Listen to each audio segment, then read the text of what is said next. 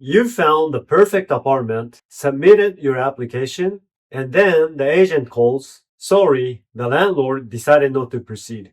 No explanation, no feedback, just rejection. Why does this happen even when you have a stable job, proper visa, and money in the bank? Today, I'll walk you through how Japan's rental approval process really works, what landlords and property managers look for, and what you can do to actually get approved. This is the fourth episode of my Renting in Japan series. If you have missed the last video, how much does it really cost to rent an apartment in Japan? Make sure to check that one as well. Hello, I'm Toyo Tanuma. I'm the founder of Open Room Inc., which is a Tokyo-based real estate company that helps foreign buyers to purchase properties in Japan and manage properties on their behalf. I have over 10 years of experience in real estate finance and another 10 years building a real estate information and media platform as a tech startup founder. If you need my assistance, please contact my team. You can find everything you need to know in the description of this video. Most people think that the landlord personally reviews your application, but that's not how it works in Japan. Let me show you what actually happens behind the scenes.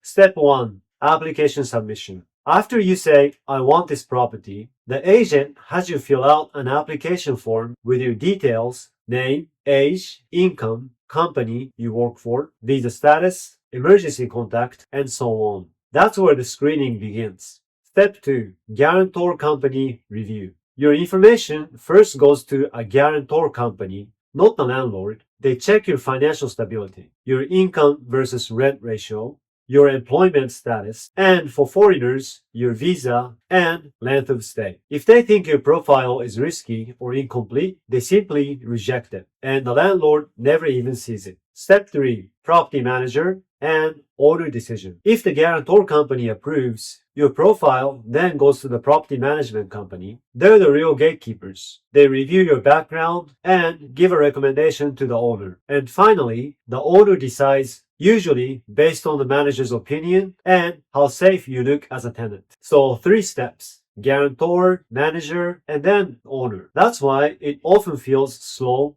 and unpredictable. Even a small issue in the first step can block everything that follows. Section 2. What landlords and managers really look for. When I talk with agents or property managers, the same priorities come up again and again. Number 1. Financial stability. They want to know, can this person really afford the rent? As a rule of thumb, your monthly rent shouldn't exceed 1/3 of your income. If you are self-employed, provide income statements or tax returns, and ideally, some savings proof. It's all about showing consistency. Number 2. Guarantor reliability. A good guarantor company or Japanese emergency contact builds trust. If you can, pick a guarantor company that regularly works with foreign tenants. It makes the process much smoother. Number 3. Communication and cultural fit. This is a big one. Owners and property managers want tenants who are easy to communicate with, who follow building rules, and who don't create misunderstandings. Even small things like responding politely in Japanese or being on time for viewings go a long way.